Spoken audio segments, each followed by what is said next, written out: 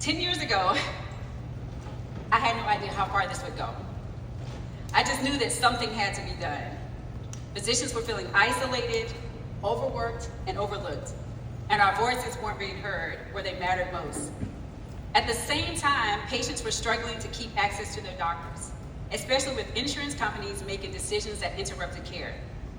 So I started Physicians Working Together as a way to bring doctors together to talk to advocate, and to protect the relationships we build with our patients. And so I just started talking to other colleagues, and I'm like, hey, did you know that there are these clinics that are popping up, have no doctors on site, and they're just taking patients without their choice to be able to see them? And they were like, no, we didn't see them. So I was like, okay, I gotta get the word out. So let's see, can we meet at the hospital? Can we meet at the library? Can we meet all these places?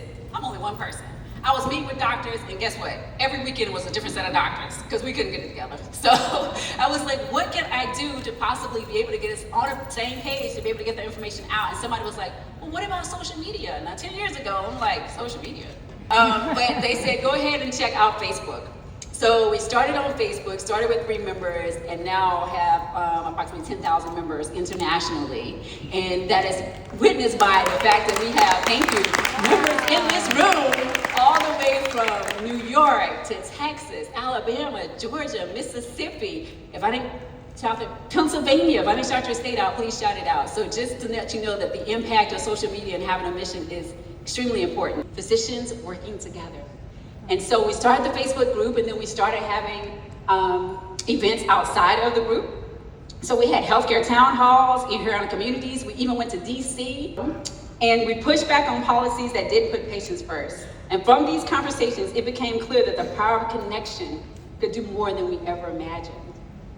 But something else just kept pulling at my heart, and that was the next generation. So in 2019, we launched our first medical student scholarship contest during National Physicians Week. Side note, started by yours truly. So the thought was, you know what, let's take Doctor's Day from March 30th, that one day, and let's expand it to the week. And you know what I'm gonna do? I'm gonna throw in the 31st. So just so you forget Doctor's Day, you still got another day to do it. So from March 25th to March 31 is National Physicians Week. I'm putting it on the map. You guys honor it, celebrate it, support your doctors. We appreciate it. And in that week, we said, you know what? In order to support our future doctors, let's start our medical student scholarship. And we know what we did? We said, we're not gonna make it about academics. We're gonna make it about talents. We're gonna make it about other things they do, because at the end of the day, you have to balance your life. You have to have other things that you can do in order to make sure you have a healthy life balance. For JPL Family Medicine, we say live life well. Emotionally, financially, physically, spiritually, mentally, all of those things, because those are the ways that you're able to truly be able to be a healthy person, and we need you in the community to help us. Right. So what we wanted to do was make sure our medical students felt that support as well, because I'm gonna be real, I'm glad I'm not in medical school right now. Y'all in a whole different world. So when we said we were gonna do this about talents, we said, hey, we want you to have a work-life balance, so you wanna be able to do something. So we've got students that have roller skates, sang, played instruments. We're gonna hear from Lovely Reed tonight with our spoken word, and just all different things. And we recently added interns to it, as well as a community service component, just to let them know that, hey, I don't want medicine to be your whole world, because you have to have a balance to be a healthy person, and that's what's gonna help you be able to take care of yourself and your family. So we started hearing from students across the country. We saw their passion, their promise, and their potential. And it became clear we couldn't just support physicians today, we had to invest in the physicians of tomorrow. So that's where we are now, and that's where our heart is. Because medical students are entering a vastly different healthcare field, a vastly different healthcare world, and they need more than encouragement. They need mentorship, access, guidance, and people willing to walk with them.